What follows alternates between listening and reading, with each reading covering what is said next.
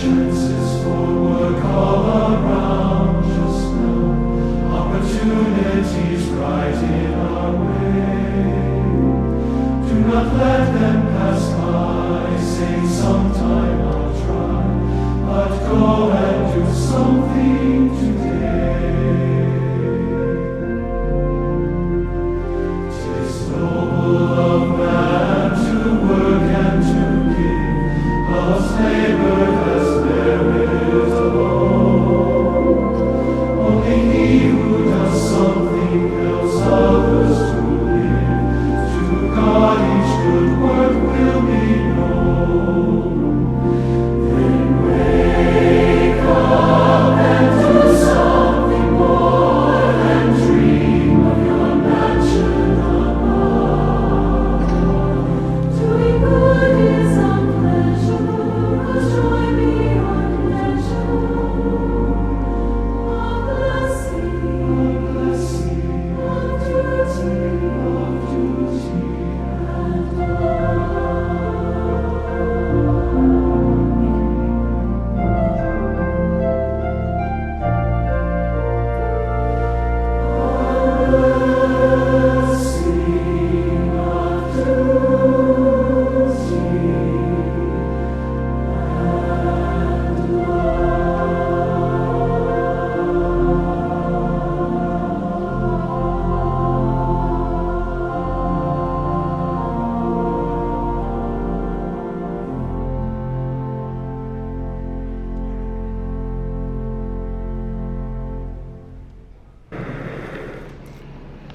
Kua papsi nawa me solexity ta fe tai tai ke mo tolo ono toa I he pongpongini pia mo he honi ko uhi ku kai ke fai ha hoa lotu hono wa I he sapati ko ni ku toni foki ai Siasi ke tau sakala me ni tipe pe hiri pe ko sakala me ti ko hi ko po ia ki mo e aha Krismasi whakatare waki tau tolu ke tau me atu ka tau Ngaahi api. I he ene pehe o kui kai ke whakahoko atu ai hare soni I he ahoni. Neongo kui ai ki re soni whaka Krismas. O ku o mai e tohi re soni ko ia hao mui mui ia te au. Kana ko whakaukau ko tui ko e Krismasi mohono Ngaahi tō o ngā. Pe Ngaahi mea whakahoko I ai. He kai toi whie mao ki ulawe au ki ai tuku kehe pe. Ko e watu pe me te au hapo poaki. Ki mou tolo e whamiri ko ia mo e kāinga I pēsi honu aki nā lalafu. Watu me te au hapo poaki. Ki atia ki mou tolo ki mou mao. Ngaahi Krismasi monu ia. Ke whainga maari e, ke mo uile lei, ke wana ia e ha whakatamaki, ke lava ke nonga pia whia maari e pia merino, homo ki whamiri takita, e tau whakamana tua ko ia o e Krismasi, whakataha mo mamani. E haonia nā ku whakaukau ke tau talanoa, ke polokalama ku I loa I ho tau Siasi ko e Ngaue Fakaetauhi. Aia ko e polokalama ko e ni neongo ki I fuoloa hono o mai ka ku kei wheto o aki pe eheni ihi tola. Aianga ko ia hono whakahoko ma hono whakarere o e polokalama ko e ni I Ngaahi woti. Pere vai ni hia aku nau wheto o aki ka ki ngata he wheto o aki ka nau hanga e nau tolu ia o whetu iaki e Ngaahi whaunga mo e Ngaahi tuunga kehe ko ia o e polo kalama ko e ni pea o koutui o kui kai ke masiva heni pe hala heni ha steiki ia Siasi mamani. Kaua Amerikani. Pea koutui koe mamao atu koe ai Siasi me Amerikani. me headquarter mo uho mo elito ko ia Siasi ai au tu i Salt Lake City ngari ko toi tai mahino ange ia pe toi au fia ange po kalama ko ia kai ke ngata pe i he Ngaue Fakaetauhi kai he Ngaahi po kalama ke he o Siasi i he sampate ku mahiria tūna e whai ai hawhearea aki ai e kautaki ko ia ho mau steiki o whikau aki mo e polo kalama ko eni pena e whia mau i he whearea aki ko eni ke lava ke mahino pia pesta tau ai kautaki i he steiki ko hiko taimi koku nau aru atu ai ke he Ngaahi woti ke whakahoko ai whearea aki mo e whetokoni aki mo e whe mama aki i he Ngaahi woti hiri ko ia whakahoko ai polo kalamata tau i he steiki ko ia o ko kau ai ko ia ki mo ke tau lawe ki he Ngaue Fakaetauhi ko roto ke uhanga o toho aki i mai e tau whakakau aki haki whakamatala pui tua pe koe context o whikau aki pia mo e polo kalama koe ni mo e tuu ko ia ai ko witi tahiwa ene kai ke ngata pe i Amerikani kai mawhola atu foki ki mamani kotoa pe he palofita ko ia ko Isaia vahe nima vesi malu ke heiwa une pehe ai he oku pehe e sihova oku ikai koho o mou Ngaahi mahalo pe kapau te tau ai ki he ririu toi mahino o fuange oku ikai koho o mou Ngaahi whakakaukau a eko mahalo pe ko eku whakakaukau ko ia a ako mandiko sihova ene oku rea pe oku ikai koho o mou Ngaahi hala a hoko Ngaahi hala pe kapau te tau toi Ngaahi haririu e toi mahino le leiange o kui kai ko ho mo Ngaahi whaunga koe o mo Ngaue aki o kui kai tatau ia mo e whaunga koe ia o ku Ngaue aki e he otoa ko hinga ko to'o mai ai ai vesi ko eni ke lama ke tau hanga o iloi pia whakapapaui pia mahino ai uhinga ko ia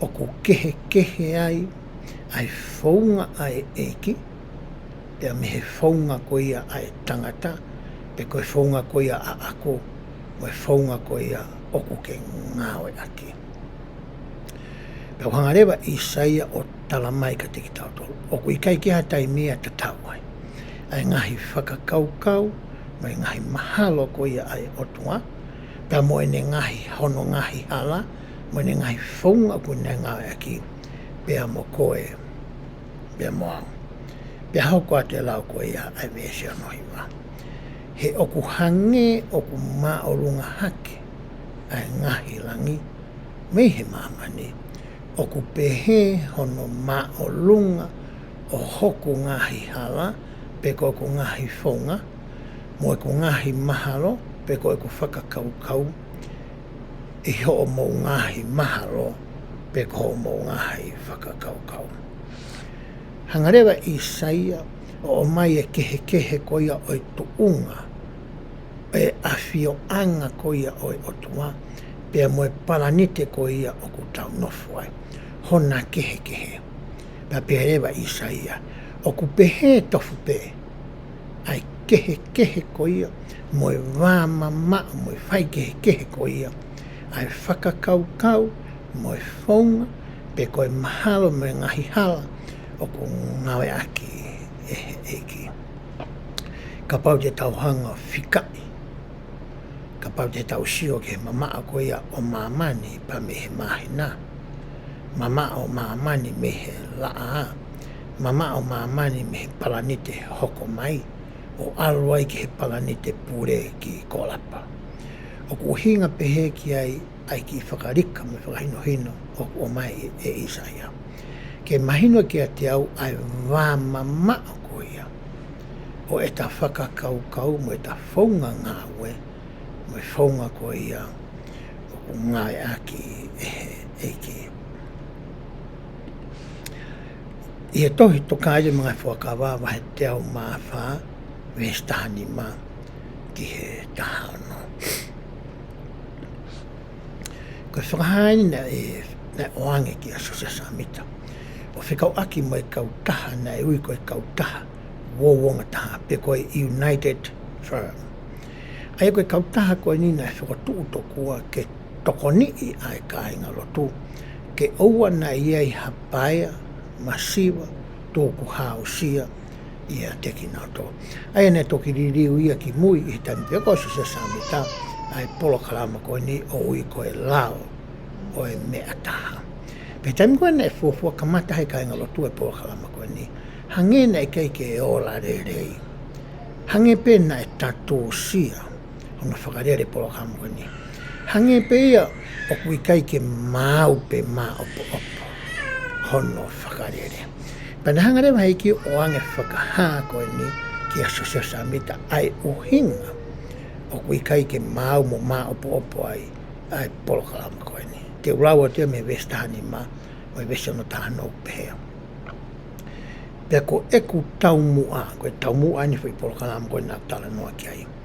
Ke tauhi ai ku kau maa oni oni pe ko hoku kā inga lotu, he oku a aku ai ngāhi mea kotoa pea. O kai kia taimi e hanga e o tua whakahoko hanga ue ta iai hano taumua. O kui kai ke taumua warea, pe whakafoki whāhake pe kone o mai hawhainga mea.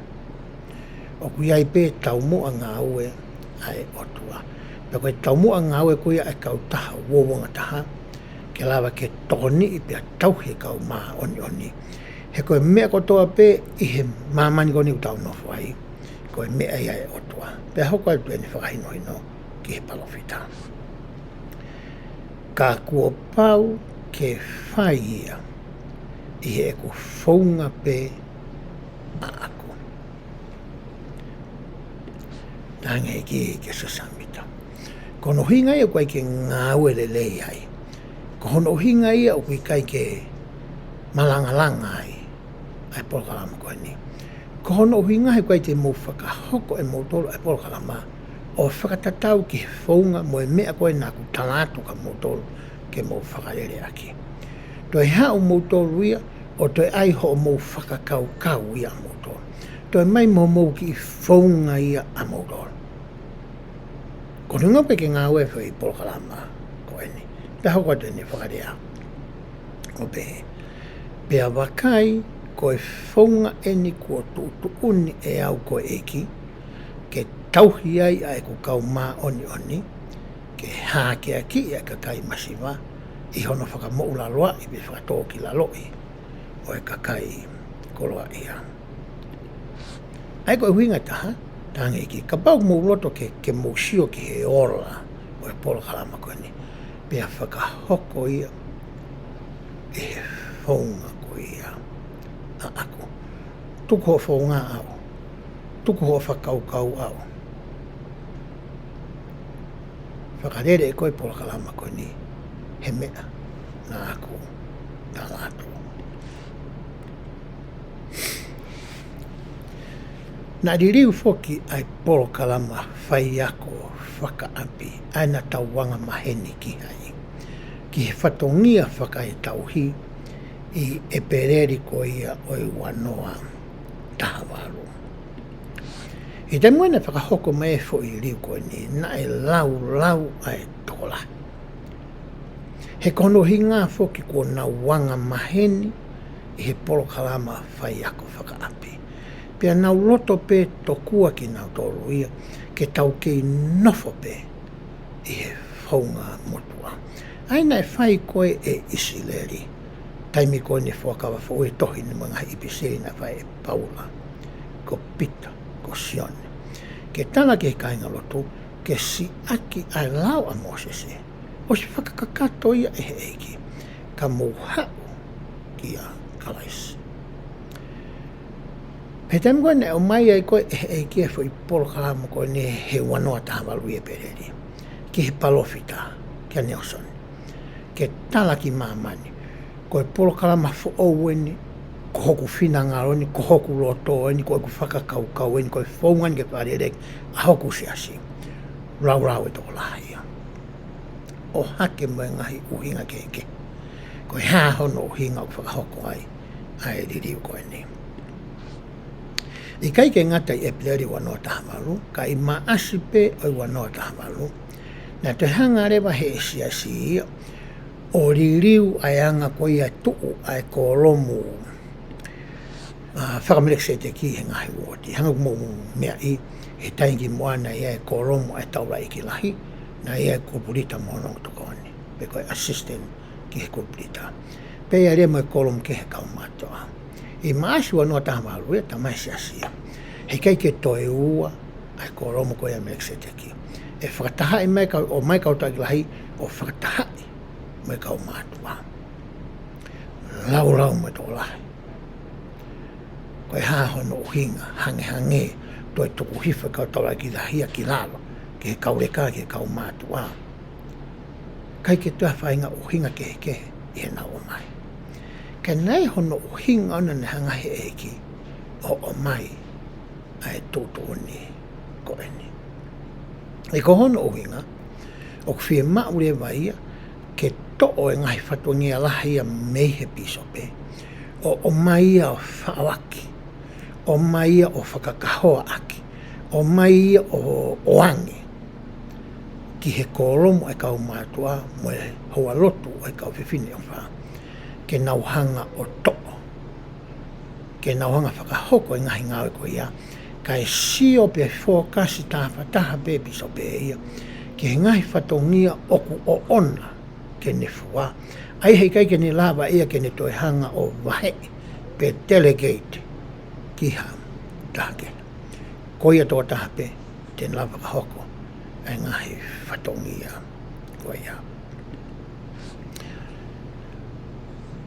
I Sanuari aho taha hiwa, ua noa, ua taha, ko asi rewa i Amerikani ai fua keisi ko ia o e ko viti taha hiwa. Pena tauhanga whoki o i loe.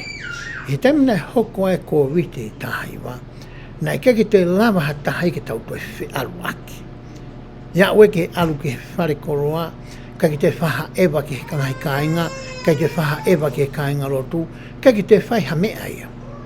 Nai whia mao pe ia, ke tau nofo kotoa pe i api. Ko hamea nai hoko ki Siasi o Sisu Kalaisi, wa kau mao ni oni, e ngai hauki mueni, i tamina tō mai e ko vitaiwa. Nā sihanga ehe e o tuā ia, o hangega whamatara nei whai e isa ia. Ni sangai o mai e polokalama ki hono Siasi. Ki tau ngā ke nanehanga a whioi. E iai e maha ki whakaauha, e na ta ui ko viti taiwa. E tō i he whunga e mahamani. Pai kai ke ngata pe e ko viti taiwa, ka e hoko atu ki he kahau o hangena ki te, e kau palwhita i mua. Pia koe whunga eni ko o mai e he otua. Ko whunga Ngaue ne ana ko ne o mai. Ko ene whakakau ko no whina ngā roa eni. He kune awhio i me he kamata anga ki he ngata anga. Na e nonga pe a hono whakarere o na siasko eni. I kai ke ngata hono o mai polokam. Kai te o mai whoki he ki e polokam ko ia. Ke whakahoko.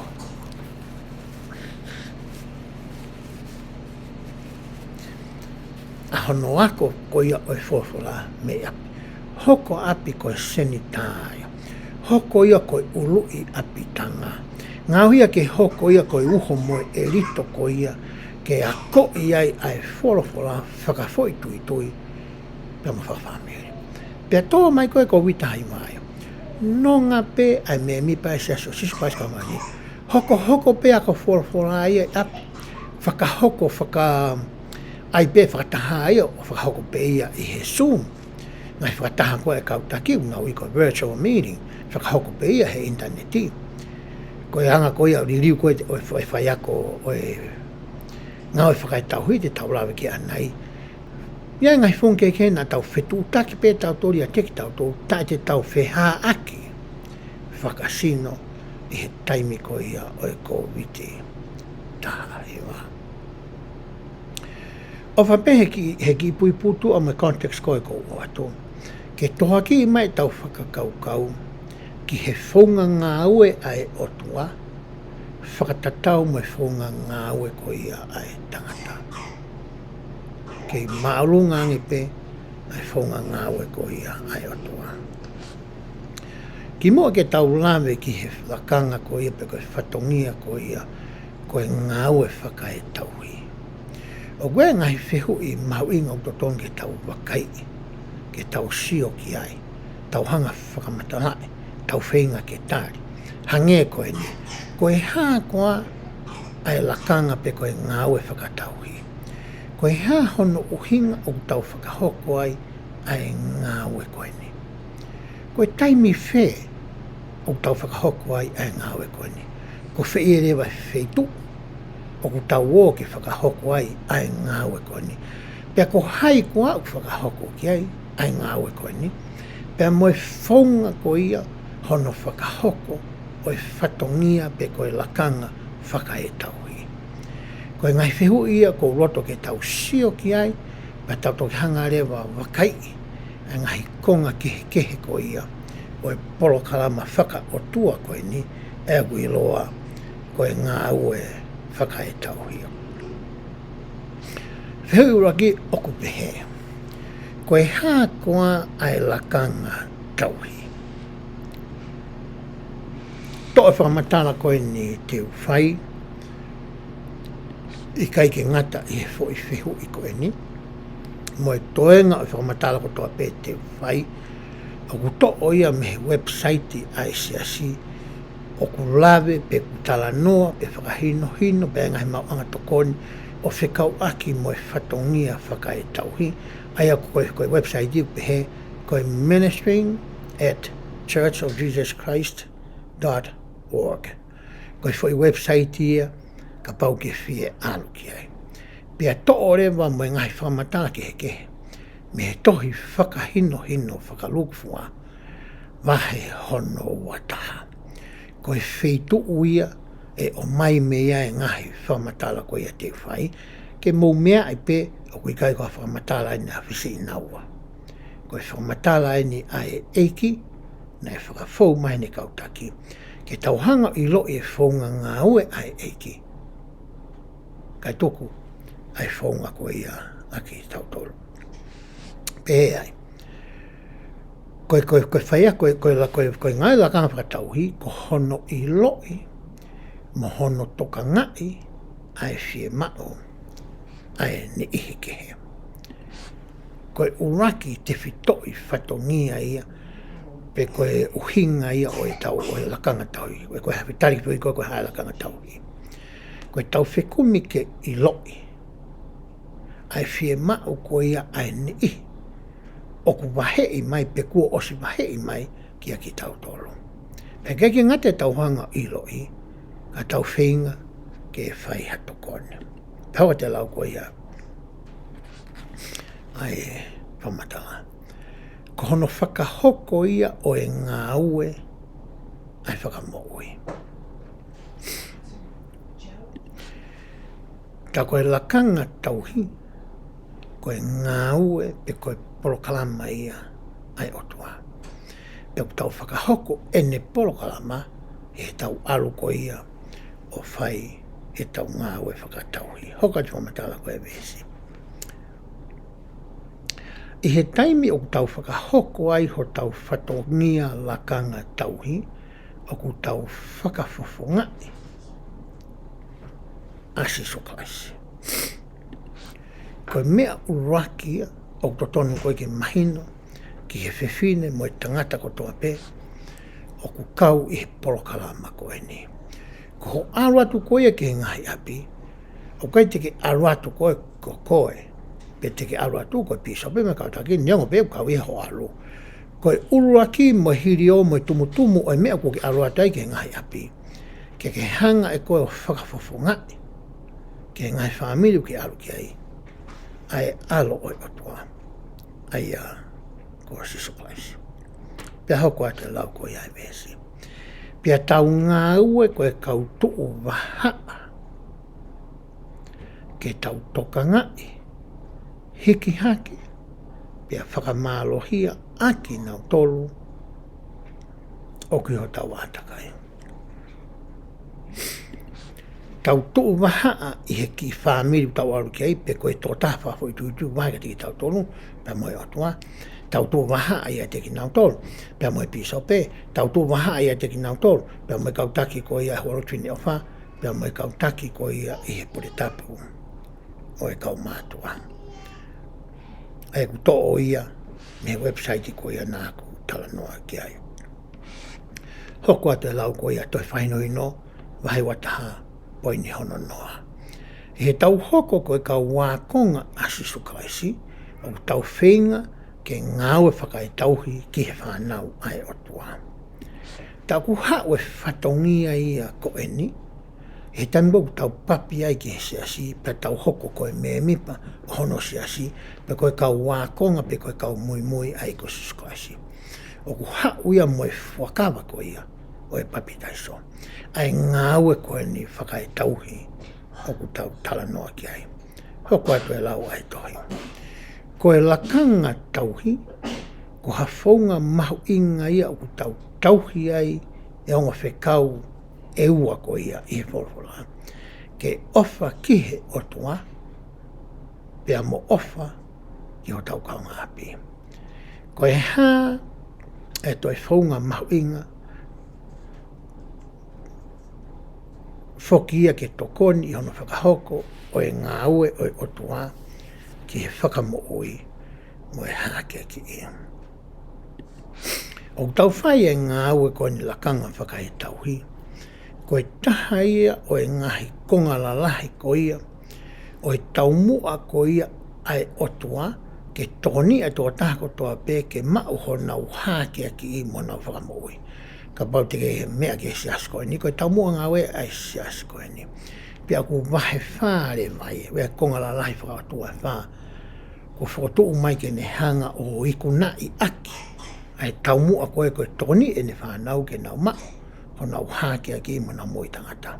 Ai a koe koe uraki, koe whakahau-hawa i koe kaingalotu he taimi koe ki whorau, he taimini koe mo iake o ngōri a Sisu Kalaisi. Ko hono ko koe ngā whikau i he taimini koe whakawhe tō tāko tō peke nau hau ki a Kalaisi. Kono tolu koe Ngaue whakatemi pare, pe kono hae ngai whamiri ke taingata.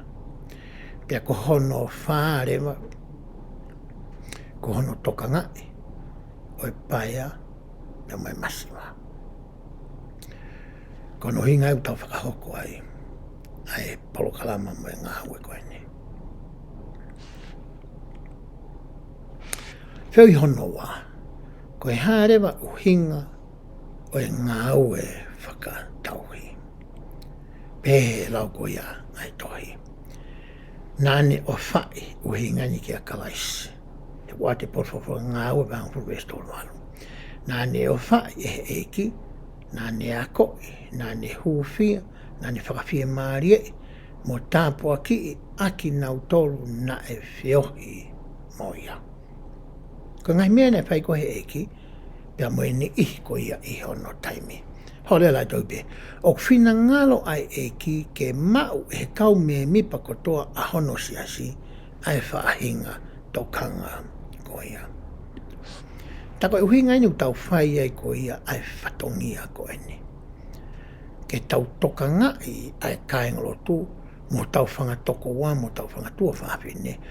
I he whaunga ko e nei hanga he eki o toka ngai aki.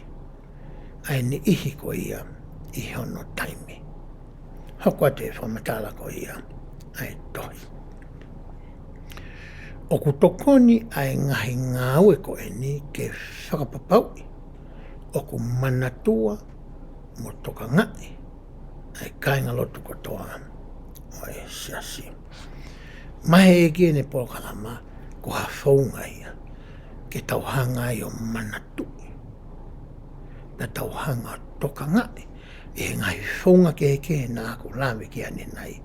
Ai me mipa kotoa pe a hono Siasi. He ko ene whānau aki nau tō. Pea ko ni loto ke nau inasi e he ngai lelei mai ngai whainga maari. Whakatoa sino, mo whakalau maari. Aia e hanga he eki o whakafou mai taime ni, ia ki tau tolo, ki ngai whamiri, o ku tau hanga o toka ngai. Koe foi founga Ngaue ia ta, e la vai he eki ke ni tāpo e kina, e ngai whamiri koe ni. He kei te hau ia whai Ngaue koe ni. Kono hinga ku ne hui ai koe pia moa, ke whakafou mai, i he mea lere koe ia, e ngai tāpau ki koe ia, nā ku tala noa ki ai. Whiau i hono hoko, o ku tau whakahoko whakakū, ai whatungia whakatauhi, ko hai taimi, whakahoko ai ene, pe lau koe ai tohi. E he tau hoko koe me mipa, te tau whakapapau i he whetu utaki mo e wei whakalau maari e, ki he ni ihi o tau Ngaue whakatauhi ki ai, ai lahi mo e whahinga whetu utaki te tau whakahoko. Tako mea o whe mauka ke tau whai, ke tau whetu utaki ki he ngai whamiri pe koe ni whawhu i tui, kua VAHE mai ka te ki tau tolu, kai ki ngata koe urakia. Pe tau whakangon ke wei ai lau maari e, ke tau hanga i roi pe koe haa ai lahi, mo e whaunga kehe o to tonu ke tau whakahoka ke ngā koe ni. Pe ku tau alu ki honau api, pe ku tau telefoni atu pe koe haa ngai whaunga kehe koe ia. O ku mahu inga pito ke whaiha whe mahi no aki ia, mo e ngai whamiri koe ia, ko VAHE mai ke te ki tau tolu. Pe hoka te lau ai tohi. Koe whaunga Ngaue whakafoi tui eni, e toi lama ke le leiangi ai, na e tau Ngaue Fakaetauhi. He kei ke pehe ke tau ngaki pe fo whaunga ta, ke ngai whamiri e ua pe tolu VAHE mai koe ki a koe pia mau. O whi mau ke tau ngaki ngai whaunga ke. Kai lama ke toi le leiang, where whapitania koe effective. Wha eke ngai tua. E anga whiha mea ke toi effective ai e tau Ngaue Fakaetauhi. Koe whaunga ni tau tala noa ki ai. He kei ke pehe ke tatau ai whaunga tala. Te tau Ngaue eke ngai whaunga ke koe ia. O tau lama ke iloi e aonga ke ngai whamiri koe ni. Pia hoko atu ai lau koe ia ai tohi. Pia tau whiare aki whakakuata mo e kautaki, o whikau aki mo e whie mao whakafoi tui mo whakawhamiri ai nihi tau toka mai. O si koe e tau whakahoko e tau ho tau whatongia. Pa tau hau rewa whakakuata. Hange koe ni koe mahi tise mani, koe kuata whakaosien, ea ko oka topa, November, December. Tau ripoti reo kamata pia mi oka topa, kage tau tari tau toki December. Oka topa, November, December, tau whakahoko ai ko ia, ai ripoti ko ia, i he whaka eke pe ko interview ko ia, o ku whai pia moe kautaki. Hoka te lau ko ia ai tohi pehe.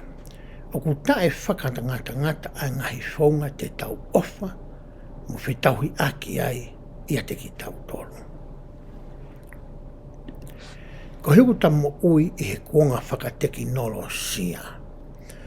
O kui kai ki toi whangakua, whakatae ngā tuku where a ngahi whaunga, te tau lawa ai ke whelo o ngaki, me ngai whamiri ko ia, o ku tau Ngaue ki ai. Hoka tu e lawa e tohi. Ko e whanau ai otua, o kui kai ke nau whaita tau. Piko rewa pitania ko e unique. I he ene pehe, e toi le reiang ho tau whatongia whakatauhi ka pau e whau ai Ngaue, o whakatatau ki he whie mau, ai whakafoi tui, mo e whamiri takitaha, pea tataki e he lau maari. Au mena kulawe ki ane nei. Ke he pea apsi naua ia mea sione, mo pita, mo mere, mo antelu, mo haifua. Whamiri kehe, tuunga kehe wea e whamiri, i he whakatoa sino mo e whakalau maari e, wai nau ngahi manako me nau ngahi whie mau kehe. I he ene peheu to tonewa ke whau ai whaunga au tau whetu utaki mo Ngaue mai ngahi whamiri koe ni, o whakatatau mo e tuunga mo e mea koe au hoko ki he whamiri. He keiki tu atau mo i whonga koe nau ngaki ki whamiri o sione, o awe ke whamiri o mere. Ika, he keiki na Ngaue ki, he keiki na pina paski na wai. He keiki la wai ke Ngaue lelei. Uhinga pe ke whamatala koe ni. Hoko atu e whamatala e tohi. Koe mea e Ngaue ki he taha, whamiri koe taha, koe tō tapa po i tu e taha, e kai Ngaue ta tauia ki atake. O ku whakaroto lahi i ki tau tolu ke kamata ai Ngaue Fakaetauhi, aki ai lotu, pe ai ke whanau, pe a whekumi ke ilo i ai whaunga lelei taha, e Ngaue ke teki nau tolu, o ku tau toka ngai. Ka whaino hina whika a koe moe taimi. Ko whe taimi, o ku tau aluai. Koe tari ene. Nā tau lawe koe ki ai. Whei hono kou pehe ai, ko whe ia ai whei tuu, o ku whakahoko ai whatongia Fakaetauhi.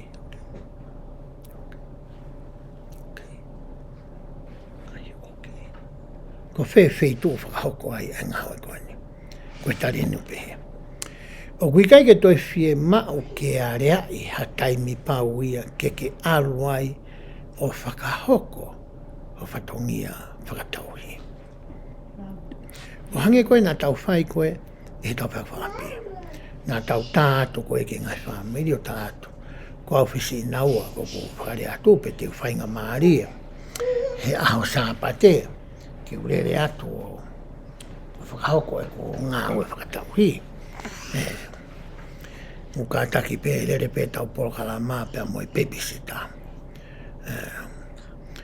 Maa ko lau he whin motu a ia ta hine ko mea kola mai e koe ka au. Kake te whi mau ia ki whai pehe ia i he polokala maa who'ou koe ni. Koe hanga te au koe mea tala noa ki ai whamatala koe ni. Pea hoko atu rewa ai whamatala o pehe. Te taulawa ke whelongoa ki i api siasi, pe hia whahinga tuunga o ku malu mo whaingofua. O ki kai ke toi whakangata whakasio ka lafi, ai whei tuu ia koe ke whakahoko ai e tau whelongoa ki minga whamirikoni. Lawa be whai api siasi, lawa be whai he pāka, lawa be whai ka pau tau osio spoti. E lawa pe ia whai ka pau e tau pōtā noa, i a wheitu. E lawa pe ia whai he ngai wheitu, u whaunga kehe koe ni, o tau tala noa ki ai. E hoka te whamatala koe ia, ai e tohi pehe ai. I he tau Ngaue Fakaetauhi, tau whakaau ngai a ngahi mea Ngaue kehe, o ku ata mai ki a koe pe a moau. Perewa e ota Christopherson, ta hekau apostoli Sisu Kalaisi, o i kaumaninga haki muini. O ku lahi au pito, ai ngahi whonga kehe te tau whetu utaki ai moe kakai. Ke toka ngai e nau mo ui whakaluku fua, mo ko tōni ki nau tolu ki he hala ke nau whoki haki ai, ki he otua. Ko mea mahu i ngaia e tau whelongo aki. Ke ua naa motuku pe motukia ai laini whetu utaki. O tau tari tokua ki tau alu ki he api. Hanga tau koe mea utala noa ki ai whamatala koe ni. Kulahe ngahi whonga ke hea e ahon te tau loa whakaaho ngai. O ku hio tau ni maa. Ke tau whetu utaki, whehoko taki, whelongo aki. Pea moe ngahi whamiri ko ia. O ku VAHE mai ka tiki tau rongo. Mahunga ke tau Ngaue aki, ai ngahi mea Ngaue ko ia. Oa nā ngā aki pe tō taha pehe wiki, tō taha mahina. Ka tau whenga ke tau Ngaue aki whakaaho o ka lava. Ko e hae lahi taha. O e whonga te tau whetu taki ai me ngai whamiri koe ni. Pea tau whakahoko ia. Hoka te lau koe tohi. O ku poupou i ai ngahi a ahi whakafo i tui. Wahai wataha po in tahan te whainoino. Ka e whakapapau e ngahi mea mahau i ngā hange, koe tu o ngā malu, wā mamao, mo tu unga mau luta o ulunganga whakafonua. Oua nā tau tohalai o pehe, o kui kai ke toi ngofua e ke tau alu, ki he ngai api, i kai ke whakaukau ia. O mahu inga pe ke tau alu ki he ngai api. O ka pau o ku iai e ngai mea koe nau tala noa ki ai. O kai ki ia polo parema, malu mea katoa, kai ki hawhai ngā whatu tā maki he oko. Mahu inga ki tau alu ki he ngai api. O whi mātā ki moki nau tōnu. Ka ku mahu inga ke hoko atu ai whetu utaki he ngai whaunga kehe. Lolotonga ko ia oi fo i kuata. Mei o ka topa Novema pia mo Tisema. O ana tautoki tāri pe ki Tisema, pa tautoki whakahoko, ha whetu utaki me ngai whamiri ko ia o ku tau aahi ki ai. Tutonu ke hoko i he ngai mahina takitaha.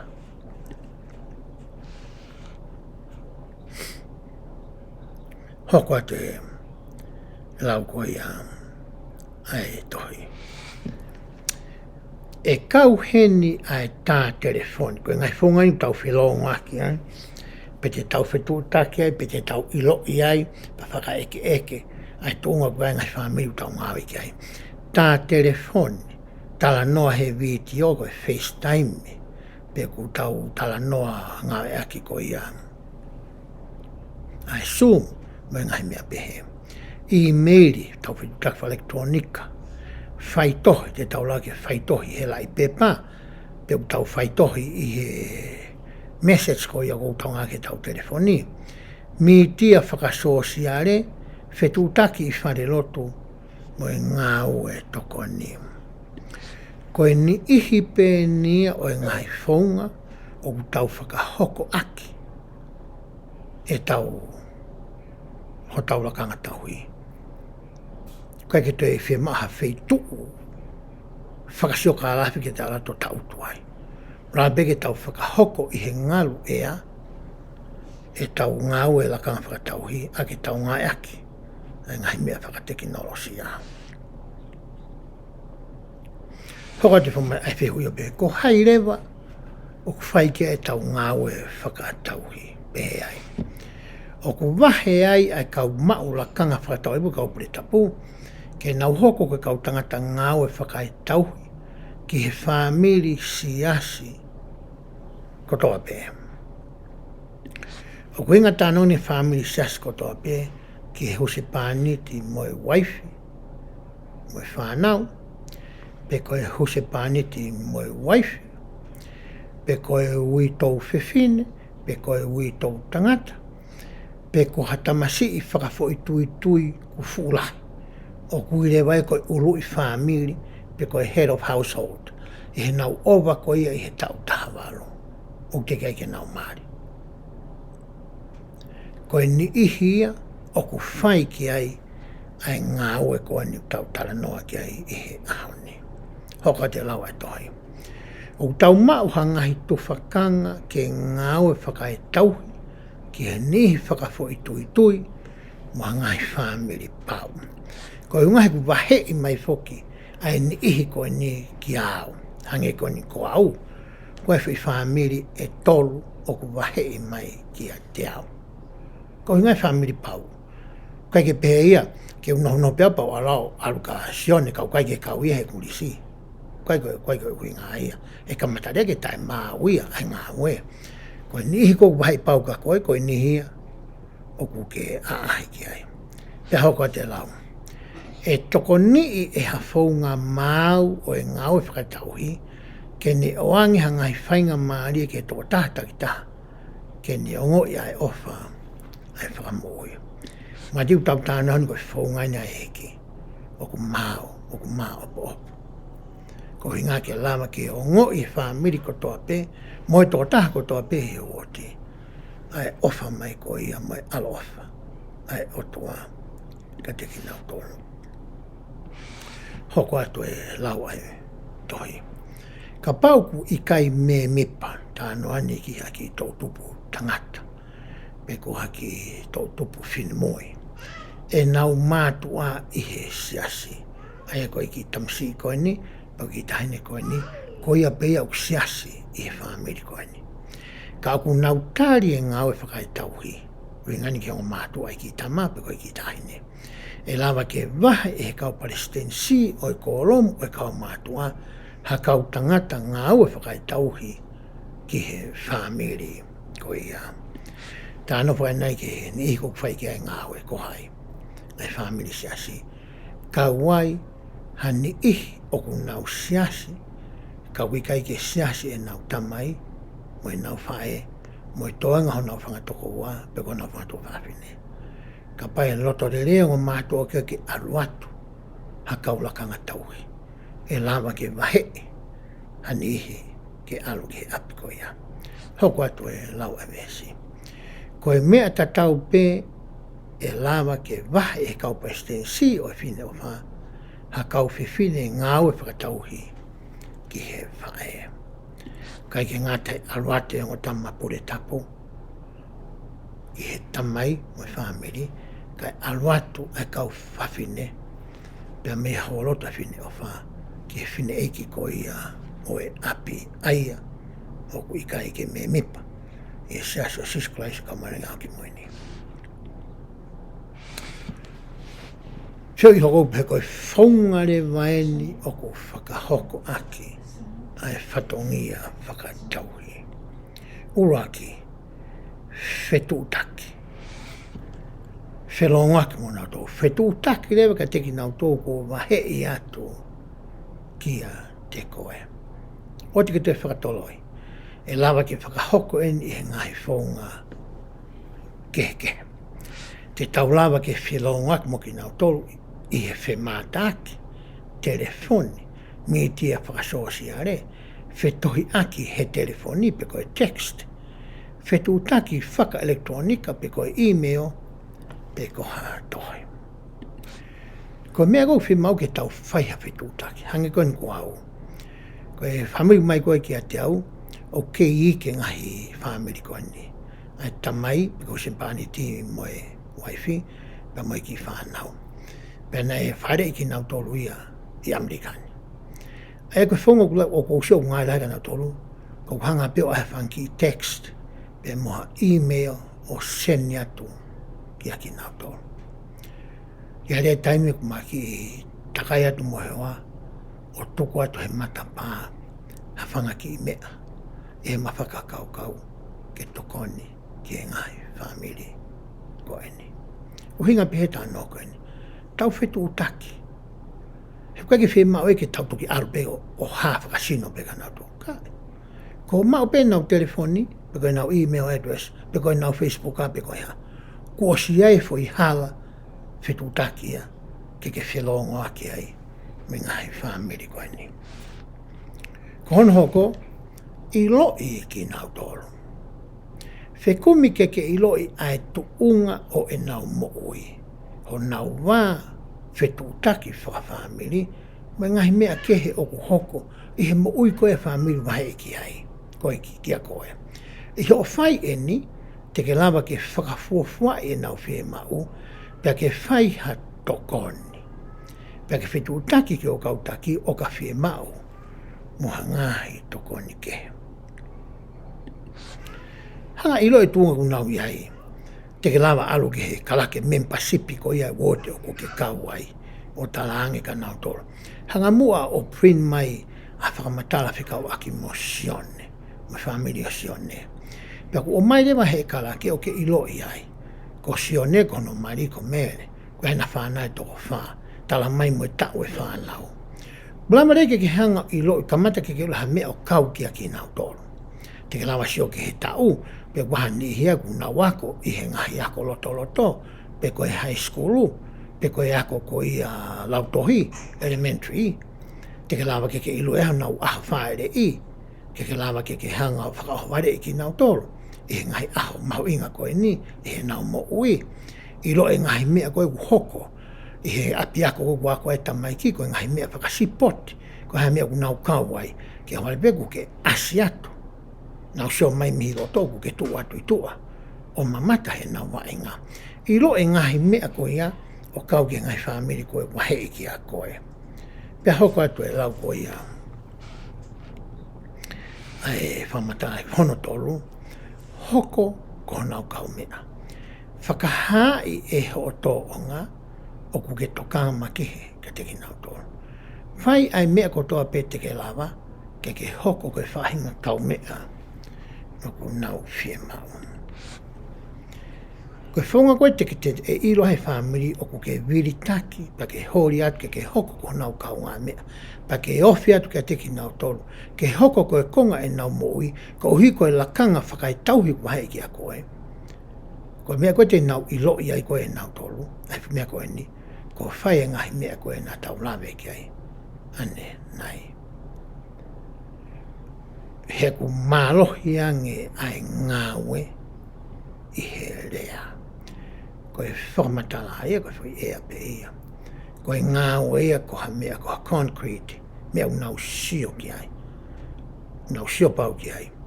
O ku ke whai maa nau tolu, koe uhi ngā ko ho ofa, ma ho loto ko ia. Ke hoko ko ho nau kau mea. Hono wha, lotua ki nau tolu, mo koe, ke mau hata ke kina whalau maari ka te ki nau tolu. O kui kai ke toi ilo lahi ki a taha ia ki he ni i, kua VAHE e ki a te koe, o toi lahi ange e he tau tamahe wani. Kono hinga e ku ke lotua ai whamiri. Pa ke lotua koe, ke lava ke ongo i ai wei whakalau maari e, o mai e lau maari e maa ononi, ke whakahoko aki, ai Ngaue Fakaetauhi, o ku totonu koe, ke whai. He koe te hataha ilo lahi whamiri ko ni koe, tua koe ni whanau.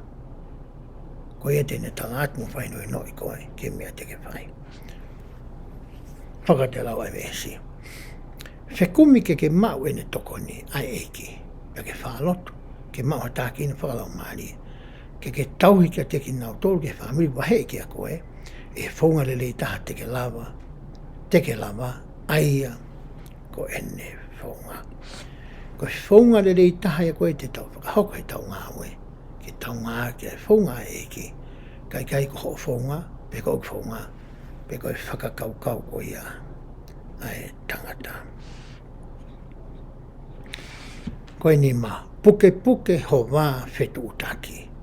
O kulama pe ke li liu whakapoki wha ai mo ui ai kakai.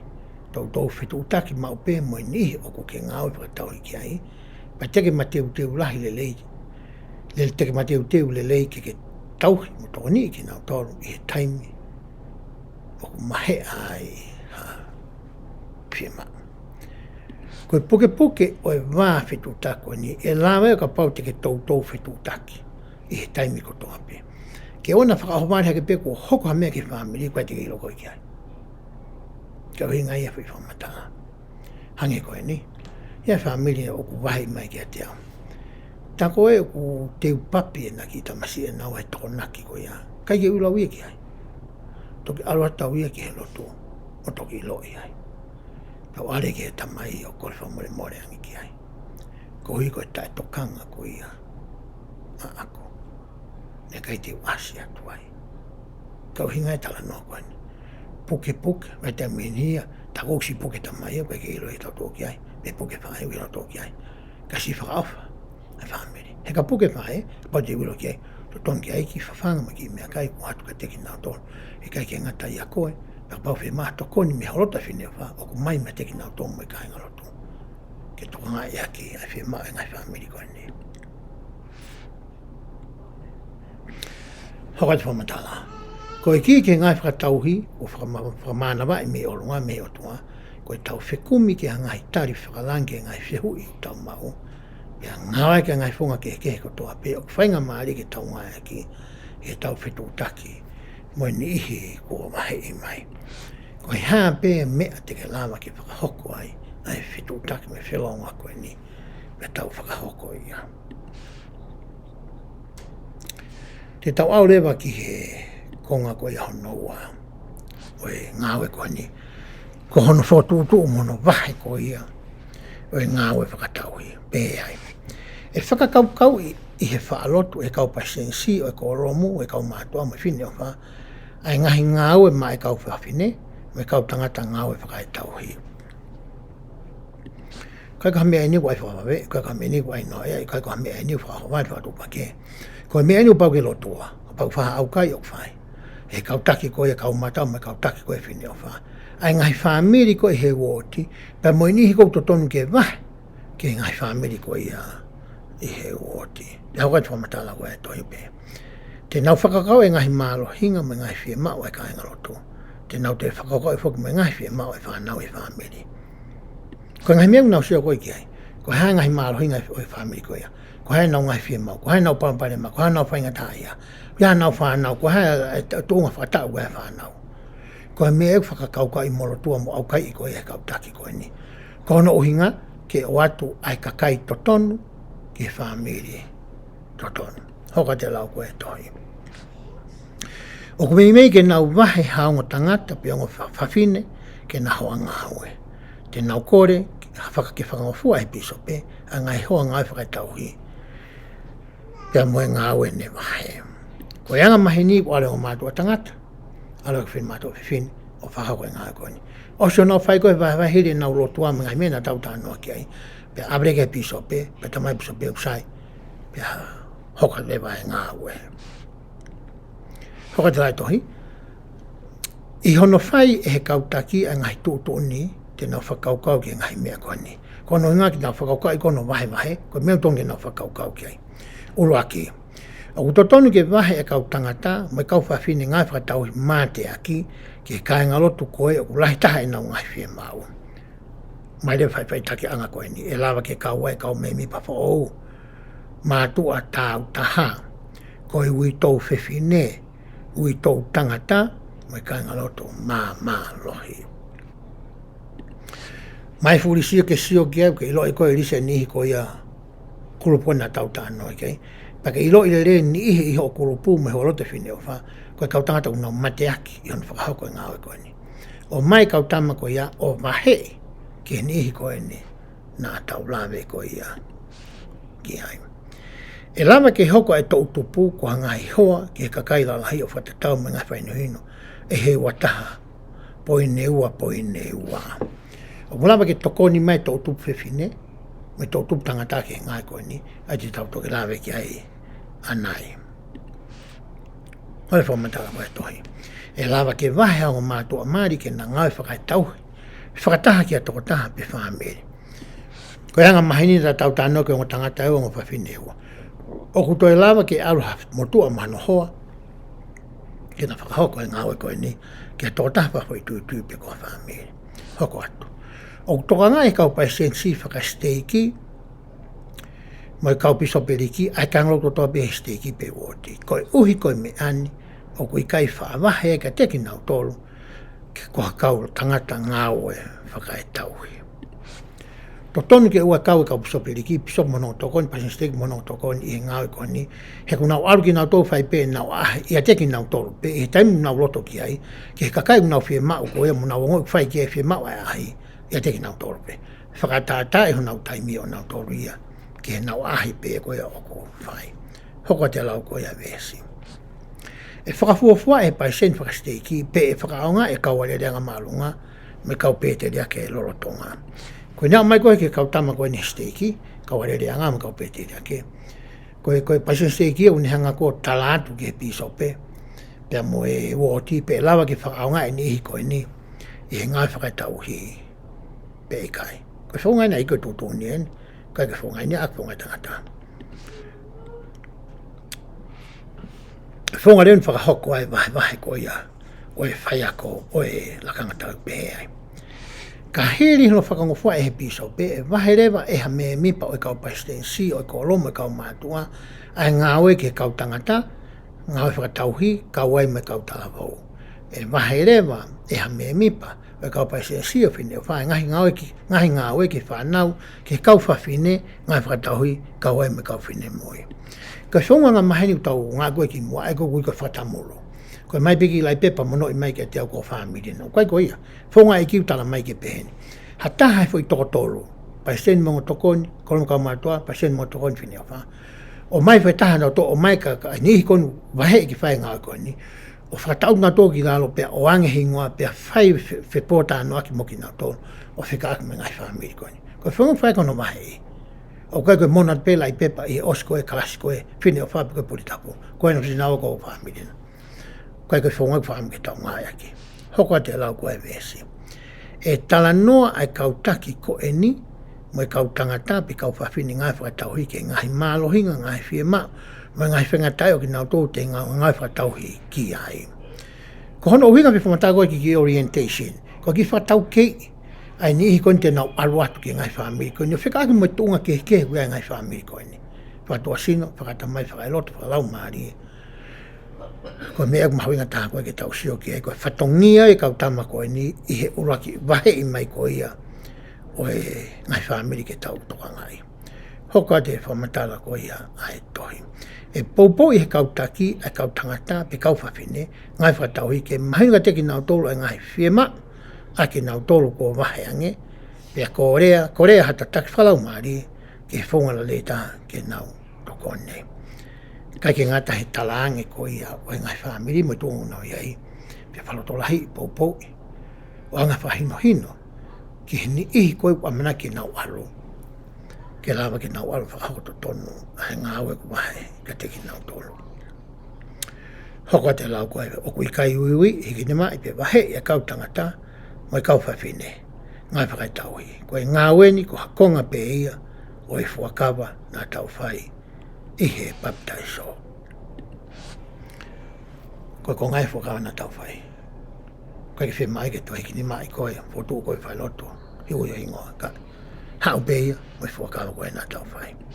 Ko ngā hono kou pehe, koe Ngaue Fakaetauhi koe vahe, ki he tautupu. Pehe tohi. E lama ke hoko hawhine mui ko hoa Ngaue Fakaetauhi ki hawhine ofa I he taimi e loto fie maari e ai ngai fie mauen ai whine mui mo malama ko taimi e whai e vahe ua e lama ke kamata Ngaue I he tau e hoko ai hono tau tawha ko ngai mea ni ku pau ke hoko patu ki lama ke Ngaahi ke whine mui ko ia ke polo kalama koe ni. Ula kiko ni loto le rei mo ni malama ke whai Ngaue, hoko, pau ke tau tawha, pe toe mo tuahanga. Kono hoko reu pehe ai.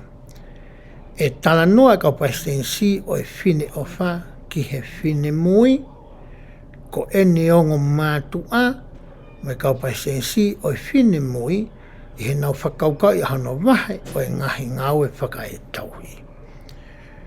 O wale mo ni ia whai kei whi pōtāno aki. Tala noa ki he onga mātua, tala noa ki he whine mui, tala noa ki kau pastensi po kau taki koe po kama koe, hoa loto koe ia ai whine mui. Koe ni ia whai kei whi tāno aki, ki mua, me toki wahei ai whine mui, ke kau I po kama koe ni. Hoko atu. O whahoko maupe ko ha tāpua ki hawhiwhine, ke ni ngai Whakaetauhi mo hawhine mui. E toi lampe whoke hoko ia ko ha tāpua ki hawhine mui. O kulama ki hoko ka kai whiwhine la lahi koe kau mentor. Ko la ni ihi ke na hoanga wa koe whaino hino I tō ni. O anga ngai whakaukau mo ngai whunga ke. Pe a ko ia whine mui, ke la hiri ke ngahi poto I Ngaue koe ni, ko hinga ki tokoni ki ai hene tupu hake. Pea toi lawa rewa ke tāpua ki na mo ui a whiwhine lala, a whiwhine matuotua, ko hiko ne hoa mai ki whine mui ko eni. Hoko atu lau ko ia ai tohi. E lawa ke hatalavou ko hoa Ngaue Fakaetauhi ki hataha, toko taha maulakanga whataula iki whamei se teki. I he taimi kua whakanofua ia ki he tuunga o e ako naki pe taula iki. Aia ko e taha wha, e taha wānu. E whakafua I he pisope, pe kua tāu ma teu tewa e talavou ki whakanofu ki he. Lakanga ko ia ko e ako naki pe ko taula iksi. E talanoa e kau pai sensi o e koloma e kau mātua ki he talavou, ko ne o mātua me kau pisope riki, ki nau whakaukau I hano vahe o e Ngaue Fakaetauhi ki he talavou ko ia. Ko ni henu whaikai talanoa me kau tamtangata. Tamasi I, ko e o mātua, ko kau piso periki ko nau tō pai stens ko ia ko kau pai sensia o e puri tapa ai lo nei he woti ko ni fai ko tala no ko ki ai pe to ki mai ko ia ki tamasi hoka lea lau ai tohi. E he tu ngahi tu unga e ni ihi, e lama ke vahe ai tō utupu ke hoa tolu, mo hango hoa Ngaue Fakaetauhi. E lama ke vahe e he kautaki ai tō utupu ke nau tokoni he Ngaue Fakaetauhi ki ha ni ihi, pe koe kotoa o e ni ihi whakafo i tui me ngai whamiri ko vahe ki he Ngaahi hoa. E lama beke ai tō utupu ia tangata eke nau hoa tolu, mo hango matamai ua. O kui kai foki ke totonu ia ke whakahoko pehe. He koe taumua ko ia o e lakanga tauhi ia, ke toi si isi ange ngai whamiri ko wahe mega tautolu. Ka pai lava peo taha, pea lahi taha ko e ua. Ko e ne suka ange ia mea ko e lakanga tauhi. Whaingo fua, pea toi, ki re rei ki hiongo mea Ngaue Fakaetauhi, ke na tō ngā whamiri pe taha pe ua. Ko no hinga whi mau ke wahe mai kaure ka ia, ke nau alu moha tākehe. Ka kunga ki poki he kau piso pe, mai kau taki koe kau mātua, mai kau whini o whaifonga koe ni e mauhala. He kono i ngā poki koe kau taki, mai kau whakotoa pe Siasi o Sisu Kalaisi ka mana haki moi ni. Ko pau ke nahongi na tolo awe aki fo i viti o koe ki hono malu i koe a tōtu pū mai talapu. Ai au kupehe ai. He kei ke lava ke au tō taha haki i tā hine po haki i tā masi. Moha taha ke. O kui kai ko ene whaepe ko ene tamai. Ko pau peke toko ua whiwhine, kehe, ke ta aluma ki tahine, pe ko hango tangata la lahi ua, ke aluma tamasi. Ko ki whai witi oe, awe ko he kautaki, me kau whai ako. Pe au sa ia he tau e tola certificate ko ia. O pehe mai rewa te tau lawe ki anai. O kui kai ke kau ia, i he taimi kou tau tala no ai, ki he lakanga tauhi. Hoko a te lau koe toi, pehe. O kui kai whakaaonga e whakahino hino ko ia ke iai mau pēha toko taha e ua lala, whalalaanga mo e tautopo ki hono wahe ngahi hoa Ngaue Fakaetauhi. Ko e exception ia ko ia, anu hokong tau tāno kei. Ko e wheitu pēni mo e whonga pēni e lava ai ke alu e ku tamasi i peko o whiwhine o oku moha take e kai ko au. Ai lakanga tauhi. Ka kupau fōke whahengai whona tau tāno kei tala noa mai tamasi o ngā mātua, pa kau pai soperiki, pa pai sensia kau whiwhine mui, o whikau aki mo e whakakaukau, mo e tō tāko ai ke wahe mai ke ku tamasi pe ko kutahine. Ko ia ko ofa pe o kumahino reani ke kautaki.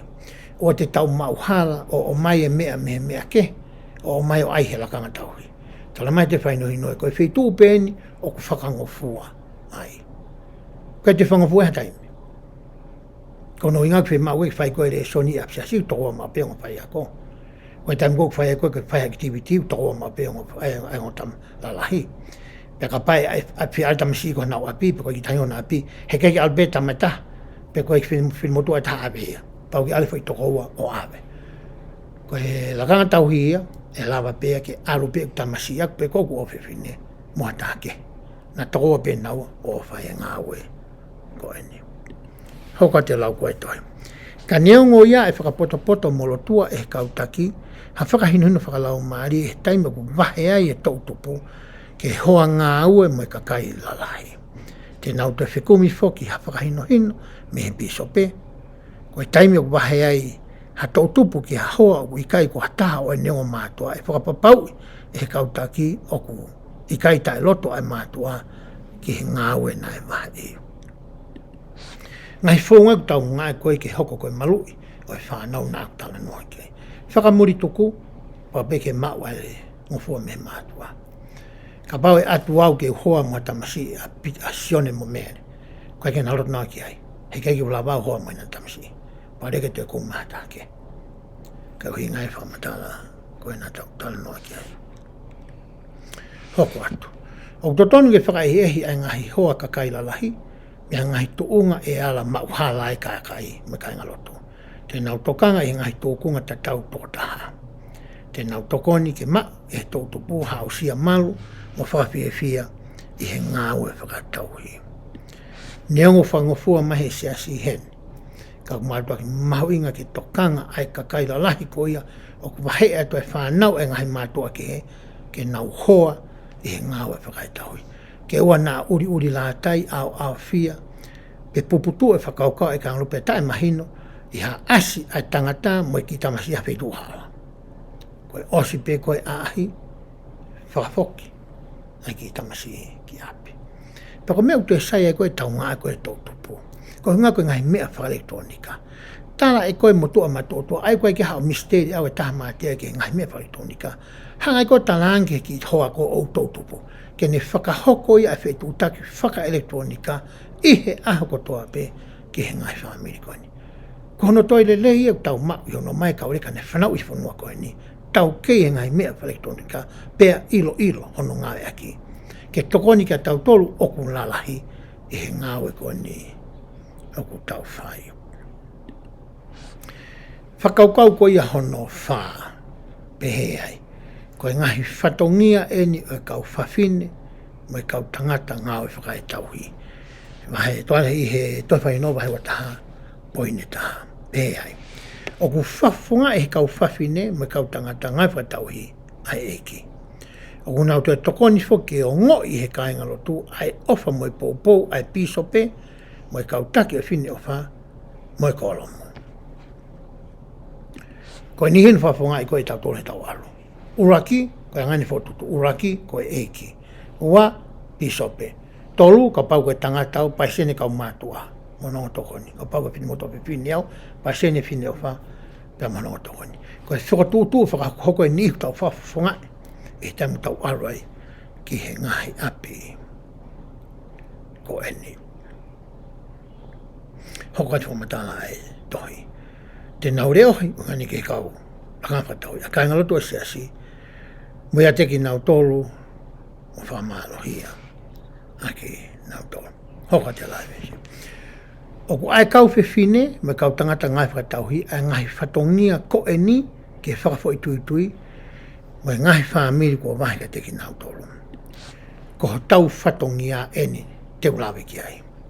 Hoko atu rewa lau ai, tohi. Toni i ke whakamalohia e nau tui ki he tamai he mani, mo Sisu Kalaisi. Uraki e toi whatongia ai. Ko toni i ki nau tore ngai whonge ke te ulawa, mo i whonga ku nau whie mau pe te nau kore mai, ke whakamalohia e nau tui mo nau whamoni, o ku mo oia e o toa koe tamai, pe mano alo ko ia, ko Sisu Kalaisi. Oko atu. Tokoni ke nau teu ke whakahoko mo tauhi a ngahi whakawa tok tapu, mo e o tua e nau mau e ngahi o wau. O ka whie mau te nau tokoni ke mātua, ke teu e nau whanau, ke nau mau e ngahi o wau mo tauhi, e ngahi whakama. O inga mahu inga ke tau iro e ngahi mea koe mo tunga koe whame, ho nau ngahi tau, tātou ke whanau. Whewhe tamu ke teo ke pape, tamu ke teo mau pe tapu e lone ai. O whie mau nei whamiri ha tokoni mea te au, o whikaku mono teu e whanau ke whakahoko e ngahi o wau, ko hingai ko ke nau whakahake nau hau me ngahi, whakawa koe ngahi o wau ko ia, ke makatu ngai no tāpu ina ki nau tolu. Whewhe ka pau whie mahe o mātua ke na hū ke tempare. Ko hea tokoni te ulawa koe whai. Ko e ua ia, o e whatongia ko ia, o oku, i he kuaru koe hoko koe, tō taha, i he Ngaue koe ni Fakaetauhi. Tolu. I roe ngahi whie mau, ia whakahoko i he ofa tokanga, mo tokoni, i he whaunga whakakalaisi. Whai ha tokoni mo whakawhie maari he taimi, o e whie mau whakalau maari e, pe whakatuasi no. Area e ngai whie mau i he rotonga o e interview Ngaue Fakaetauhi, pe mai ngahi taimi ke he. Ko tāu tau ngai whatunga koe tauhanga i roe ngahi whie mau, pe ko hea ngai tapaki e ke mo ui o kumakatu ngai whie mau, pe tau tokoni. Pe ka pao reu te whie mau ke te mai ma tokoni ma whitu ke, o tau whelongu aki pe mo i tau kauta ki he interview whakuata, pe tau tā pe tau tōkia ka pau ka whie mau whamamame. Kono inga ke whakahoko ai tokoni na whainga tā ia, ai whamiri. Wha, tokoni ke nā mo ui whakalau maari en whatua sino pe, ki a teki nau tō. Koe tāno leo ni ke self-reliance, i whakalau maari en whatua sino. Ke lau ke nau wako e nau wholofola, ke nau la peo tu ia nau tō. Nau ngai paanga, ke nau la peo tauhi ki nau tō. Te tau tokoni ki ai. Ka pau ate ngai tangata eiki o kui kai ke whiunga seniti. Koe tahe me tau la tokoni ai, kono awea ke toi ako ki Ngaue tau toi lelei ange ke maha certificate, pe koe tau toi kumi Ngaue tau to tongi lelei ange ki alo Ngaue ai. Koe tokoni te tau whai. E ta whakalau maari e, whi mau ki tau tōni ki nau tō ke nau waka whaka ai wholofola. Ke au ke atunga nau lawa pe ke tuu pe a te ki nau tōlu, o te nau te whawhalala, pe eke ki hani ke, ai nau ngahi whi mau whakalau maari e. Hoko atu. E rotua e kau whawhine ma kau tangata Ngaue Fakaetauhi e whakahino e lau maari e. Te nau whea le aki whakamu ki nau tolu nau tokoni i ke mahino ai whonga le leita ke tokoni ai ki nau tolu ke whiau e nau ngahi whea mau. Hanga mena tau tānu ka i lola hangi o tua ke ni whanau ia koe pia mua. Ko mea ku whaiko ku rotua mo ku kore mo ku tangi ki a te ea ke ne o mai ki a te au a ngahi whonga to tonu whae aki ai tokoni. Ko mea ku whaiko e hau. Pea koe ne mahino pe koe ai tokoni koe o ku whea mau. O ku tonu rewa ke tau hanga tokoni ai ngahi whamiri ko ene. Hoko atu, e furi holo e kau whiawhine ma kau tangata Ngaue Fakaetauhi e nau ngai whaunga Ngaue ke whiaunga mo e whi maa me ngai tuunga o wei ai nihi o nau Ngaue Fakaetauhi ki ai. Pau ke be creative, pau ke hanga e koe adjust, i rio, pau ke adapt, ai ngai whaunga ke. Ko hono o hinga, ka ke aloatu heo kai ke hūlele, kai ke whina pasu, o kai ke whiunga me whamiri, utai whaunga take hai. Tika lawa ngā ke whonga kehe whamiri koe, whonga kehe whamiri kai ke nau tatau pē. Koe uhinga e whamatala koe ia, utau tala noa ki ai. Hoko ate lau koe ia, ai tohi. E iai ha ngahi whie maa mahau nei kai ke lawa e kau papine, me kau tangata Ngaue Fakaetauhi o whiau. E ngahi tuunga pehe, te nau tala noa maha me mipa kau pai Siasi, o whine o wha, pe koe kolom me kau mātua. Ka ati koe ke whamiri ke whatonga, e koe no ngā whie maa nau tōri au kai te lawa ko tokoni ai. Hangi koe nika pa ma ki totonge nau reni, pe koe totonge api, pe koe totonge nau utilities uhi la, pia mai ka sāme ngai mea pehe. Ngai whie mau mea tokoni e te ula pia tokoni whakataini, pe ka pau toi lo ange ia, e haki i taimi sisi, e la rewa ke whitu utaki, ke kau taki kua ata, ke whaiha tokoni mai ai Siasi ki nau tolu. He kai ke pehe ke ka alat pe koe ia, o ka alat pe koe whie mai tokoni, pe kai ke lawa koe whai pa ke talang koe misi kataka ke loa tokoni. Ika, ke tāre wa koe ke ni i koe ni, whakauko ke ai whie mau, ke whātokoni ke ngai whamiri koe ni. Ta ole ke whakaukau koe ia honoko, pehe ai. Koe ngai interview koe ia o e Ngaue Fakaetauhi. Pehe ai. Koe Palestini o e kolom kau mātua monoto koe niu nau interview kau tangata Ngaue Fakaetauhi. Koe Palestini o whine o wha monoto koe niu nau interview ai kau whawhine Ngaue Fakaetauhi. Palestini mongo tokoni kau tamatanga tau nau wahe tolu, wahe district e tolu, koe VAHE nga tolu, Palestini e ta, tokoni ta. Osko e whakahoko e Ngaue, whaere wahe Palestini ne interview ke nihi koe wihe ne kurupu, tokoniwa, mea te tau peku hoko, ki he kautaki koe ia oe whinewa. Pea hoko atu e whamatala, ai tohi. Ko hango mātu a maari ko wahe ke na Ngaue Fakaetauhi whakataha. Tēnā lawa tala noa mai kau taki o kolo mua kau mātua pe whine wha pe whata wash. Ki makehe tam gua mai ki he huspani ti moi waifi. Lawa peke tā noa mai kau mātua, whine wha, peke nau tā noa aiongo mea maari, moi kau taki koni oiongo hoa lotu koni mai kolo mua koe ni. Hokato rewa lau koe ia. Ai tohi. O ki kai whie mau ke fuuloloa interview Ngaue Fakaetauhi, kai toki aonga. Tāpa ke ngahi mata mama o tau whimuki nai, e mea ka whai mea loloa. Hangi u pehe tō lai tō kua koe loloa nge nā whai mea koe nele leiange i kai. Kai whi mau e ke fu loloa.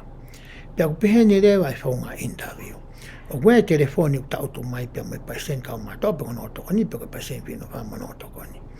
E he telefoni koe e kua e fui epi e ku pehe koe LTS tools. Koe ne lomi i pe kohe taki e LTS tools. Pa ne lomi i rewa ia la Fakaetauhi. Asia ke hono hingoa ona mo ene district koe me nihi koe kuia mahenga kune toka ngai. I lalo e hingoa koe ia o e taki, o ku asia pe mahina e tolu, o ka topa, November, December.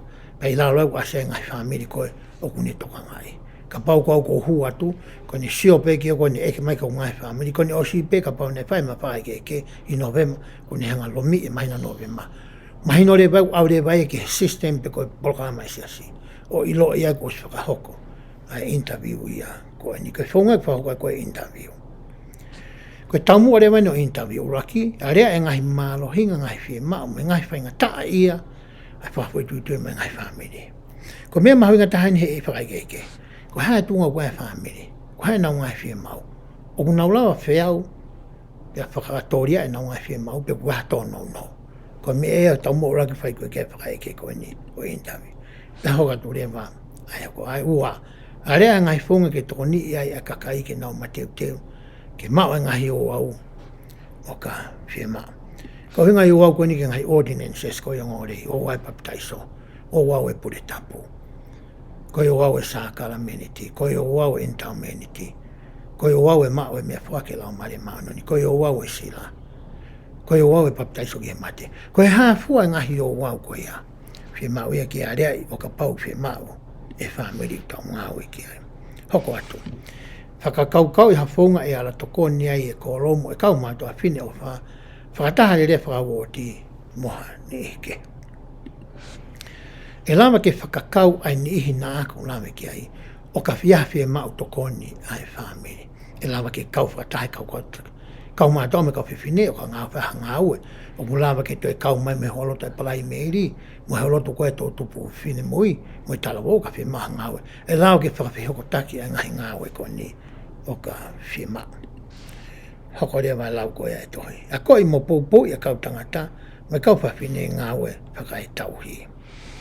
Koe taenga mea mahi Ngaahi interview, koe tō ni e kau taki a ni koe ni. E whetū taki e kau tangata me kau whawhine Ngaahi Fakaetauhi, mo kau taki e waha o e ngahi interview o ka whia mau. Te nau lawa wahe whangatonu mo piso pēa whakamatala ko i kai whakahahoro. Koe ke pēki o spe interview koe whai kuata koe pēa osi ai whetū taki ia. Ka wheriri wak whake mo uia. O se interview te ate ta maa ahi atu pe toi tātu pe toi email atu te mea kuhoko whetū taki ki he kau taki. Ka rea ngahi mea o ku hahama o ku pilpiringesi. Hangai mau whonu. Peo hai papare ma pe. O kai ke te hū ke kau taki, o ku hanga tonu pe, ai kau whiwhine, me kau tangata ala kāwhai tau ia, ki he piso pe, o ripoti, ki hai. Koe whai whamatara i koko o mai. Te tau aure ke whai whakau hoko pe he ai. Ko hono whakawhekau aki, o e Ngaue Fakaetauhi, wahe wataha poini hono wha. Pe he ai. O ku wahe aki ai whine o wha, mo e kolomo e kau mātua i Ngaahi Whakataha. Nā whakahoko e Ngaue ni ihe wōwanga taha. Kono whakarea ko ia e taha, o ku laki e Ngaahi Whakataha kau whine o wha mo kau mātua ki he Ngaue koe ni. O kai ke pēke whai pehe tō taha. O nā whitokoni aki, nā whitānu aki, nā whiwahe aki, i he Ngaue koe ni. Hoka te lau koe e tohi.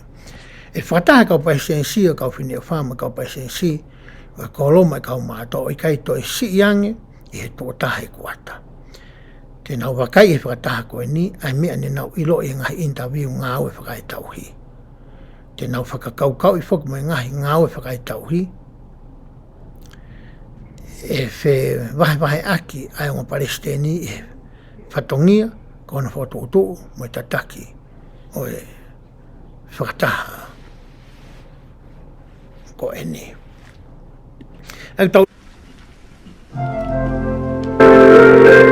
Tau ilo heni ko whakataha o whaitua taha pelahangi e kuata. Ataha ko e ni. I kai ke ngata ai, o nau warea i he whakataha ko e ni. A ngahi mea koe na nau mau he interview na nau whai. Ai paureke tō mua whai interview whakakuata ai, pa toki whai whakataha ko tau taha noa kei.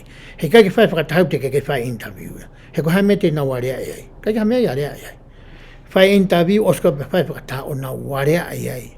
Ai ngai whia mau koe, ma ngai mea nai ripoti mai ko ia. E he kau Ngaue Fakaetauhi kia ki nau tolo. Ka hui ngai whi whamatala koe ni ku tau tala noa koe ki ai. Kono tataki ko ia o i whakataha koe ni, ngau ke ulawe ki ai. Kono tataki whototu e asenita, o ku wahe Palestini, kai koe kau Palestini si. Koe ongo Palestini, e tataki Palestini whine o whakataha koe. Kuata koe, tataki Palestini kau mātaha, tataki kai ke kau ai ongo toko ni ia. Koe ongo Palestini, una whai Ngaue ko ia. Hoko te lau ko ia ai tohi. Koe ngahi i uniti o toko si ia e kai ngalotu mālohi, kai haka ngalotu onge whai la kanga Ngaahi Fakaetauhi, E lava ke whiri e kau palistensi o fine o wha mo e kolomo e kau mātua. Ke wana a vahe ha kau tangata mo a kau whawhine, Ngaue whakatauhi ke kaingaloto e ni. E whakahoko whakataha e kau taki, ai tūtu uni ko e ni, pia kore whangofua me piso pe. Ka pau vahe ki hawhiwhine, haungo whawhine Ngaue Fakaetauhi ka ikai hati ka ongo tangata, Ngaue Fakaetauhi. E whapapau e kau taki o kuiai hata. E lava ke kore ki ai e whewhine, hata poa ki lakanga whakataula eki. Iai ngahi woti, toko si e kakai koe ke whai ngā hoi koe ni. E lava rewa ke arope kakai whewhine ia, ki he kakai whewhine, tata te whito ka pau ko hau i tō, kai ki te alata honga mātua tangata ia. Kono i ngā poki, koe Siasi koe ia e kaunga hau, uhinga peka e whamatala koe ni. Hoka te lau e tohi. E whakataha whakakuata e palistensi o e whine o wha, mo e palesteni o kolomo e kau mātua, pea moe piso pea. O se interview, whakataha rea kau palistensi e whine o wha, mo e kau mātua, o whai na ware mena hako. Osko e whakataha ko ia, aru rea palesteni e whine o wha, mo e palesteni kau mātua, whakataha na tō mo e piso pea. O na talaange ki he piso pe, ai mea ko ia na i report mai ka nau tolu, mo e mea na nauhanga o area, e whakataha ko ia na nau whai ko ia, ki mua pa na toki o atu ki he piso pe. Pea hoka te whamatala ko ia tohi.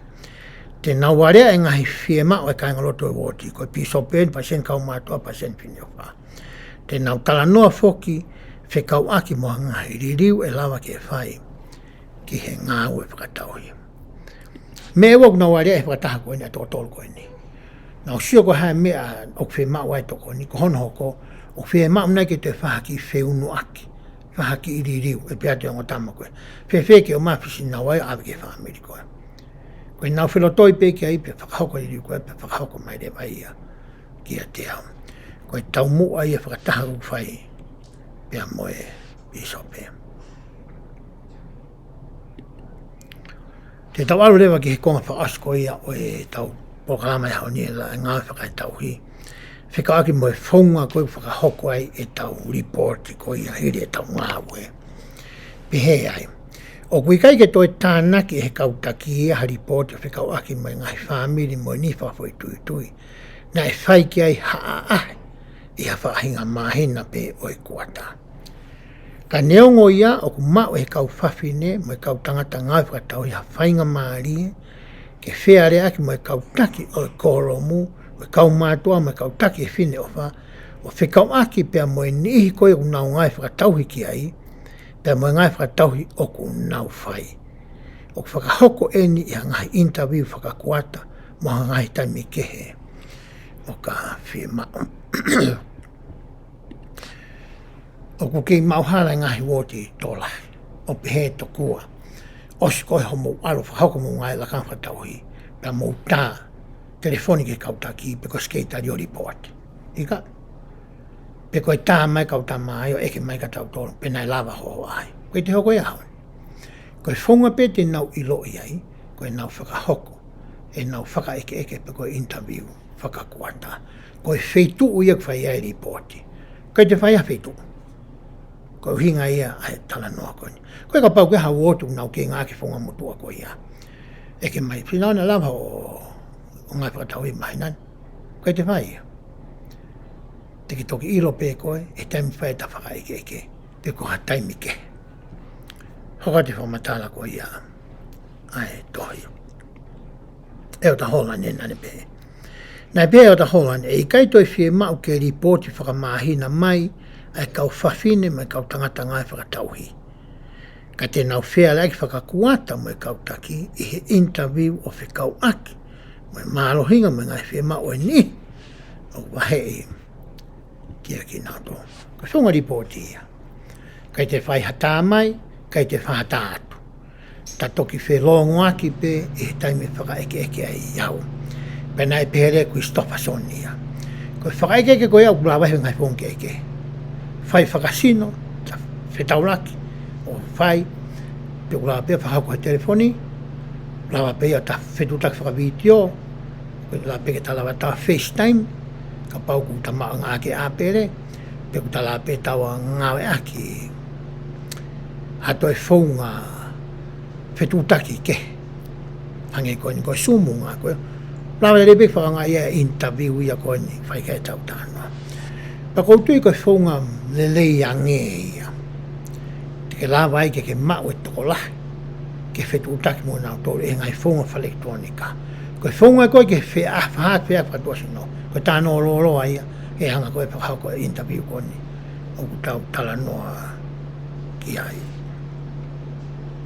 hoko atu e tala noa koe tohi koe tokolahi koe au e nihi o e ngai hoa lakanga Fakaetauhi o ku interview whakakuata e kautaki koe ia au whai aki ai reporti ai aku hae laine tahaua mo e taha tolu o reporti whakakuata me he Ngaahi woti i taimi koe na reporti ko tokolahi ngai family to tongi whai ke lakanga tauhi mo tokolahi nihi na lawa whai ke Ngaue koe te whai pehe reporti e hauni ko report whakakuata e laine tahaua mo e taha tolu ko asi ai tokolahi kau whawhine whine ofa nai whakaeke he kuata koe ni whai ke no reporti tokolahi o e kau mātua tangata nai whakaeke he kuata koe ni koe pēseti ia o ku ave koe ia ki he siasi e taunga report whakakuata hoko rewa ai lawa e tohi ka neongo ia koe tau mua e ngahi interview koe ni e whakatatau mo e whamatala koe o ta Holland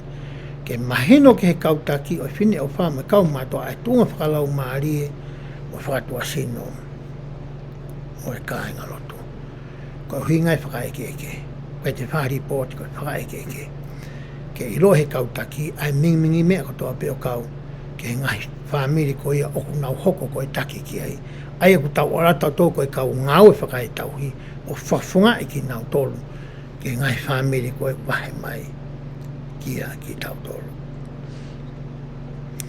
hoka te lau koe tohi o kai ke toi ke fuwhie mau e ki mau tolu i he headquarter o i Siasi lau e nā o ta Holland ke ilo i pe koe ha ai taimi wheitu o me whaunga nā ke whelongoa ki ai mo kakai ko wahe ki a koe mau whie ilo pe mau tō pe mau tō ngalahi au pito pe o ko whai ha whetu taki moki nau tōru ka o hinga ke lawa ke tāpo e kina e nau mo ui e he ngahi mea kotoa pe te ke lama koe whakamuri mai ko ia e Holani koe tau mua koe tau Ngaue ke tau Iroki e ngai whie mau koe whamiri koe ngai whongo tau ngā ki tato where pe lahi ngai whongo te tau whakaongai o whape te tau whakaongai a ngai whonga koe ia tō mua ki ohanga ki whamā popo whakaosi e tau whitānoa koe ia i he ahoni tau tānoa ka polo kalama na e whakamāna vai pe o mai ia i he whakaha ki he kautaki na awhio i he otunga ia ai whaingata wa mana ke hoko ki mamani pe anga uesi ai no kainga lotu pe o mai rewa ai polo kalama koe ni pe o mai rewa ngai whaunga whaka elektronika ke tau whehoko taki ai ke tau whelongo aki ai ke tau whetu taki ai ke tau whepota no aki ai me ngai whamiri kotoa pe i he woti pe o mai rewa mo whatongia ko i o totonu ke tau whakahoko pe koe ngai tau mua kouton ke tau mahino i he taimu tau whelongo aki ai pe a moe ni ihi ko eni pe ne toi hanga o mai mo whaunga ke lawa ke whakawhehoko taki aki ai ki tau whakawhehoko taki ai ki tau tolu mo e kau taki e tau ngai koro mo mo e holo tuni a whame kau piso pe ko hinga ko kapai a whie mautu koni ke wa nā ongo e kainga lo tōku nau tue noa nau rie kina nau whakaofa o i kai tokua ke ai hata ke toni i ki nau tō nā tau tala noa he ura kamataanga e tau pōta noa o whikaaki mo e kehe ai whaunga ai tangata me whaunga ai otua o kwa whehui e tōlahi o pehe ko hinga nā ku whai e mea koe ni he nā koe ongo ia nā mahe koe whainu na mahe lau maari e kia te au koe whehui koe ia ia nā e tāri ia e o ta Oaks e aho ua whito Novema o e wanoa tāwhito ai whehui koe ni whie koe ni uki he atamai ia o e kautaki atamai o e kahenga loto koe hae whai ke he te whaka whai ke he i whewhe Ngahi ongo o kou mau, ngai whakaukau whawhono ake hokolo tō mōku atamai. Pe koe we ia lau maria koe whakaukau e tangata. Te wate tari nou na mai koe e o taholai. Ka paurea o whepaki, ai whakakaukau koe ia. Moi whaino hino aiki he ngahi wholofona, moi whaino hino hono kautaki. Ko hinga kautaki ia koni tānoa ke o ta oks, ai toko tahani ma. Palofita o toko ni ka aposto o tau. Koe ko hinga ke kautaki koe ki lalo, ega. Uhani ke kautaki kou tauhanga pūpūi pahiki ni mai. Koe kau palofita kau tangata kikite mo kau tangata mawhakaha. Ka paurea whepaki a hoongo i kona o ke taukawe i mo whakaukau. Moi wholofola mo hina kautako ni pato tala mai rewa e o ta oksia. Koe whakakaukau pea a koe. Oku i kai mehe o tua ia. Ai whakakaukau koe ia. He koe o tua o e mau. Oku i kai kau atua e mami uweo. Koe o ko atua e kore koe ni ke tiki tau tonu. Tuku mua e tau whunga kou tau hori mo whinga ke Ngaue aki. Ka tau ako ke ilo e whunga e eki. He koe au kune awhio i ene whanau. Pane mai ngai whunga. Ke tāpua kina e nau mo ui. Ehe o tua o whakawhou. Ia koe pia moau. E wapa Sisu Kalaisi. Amen.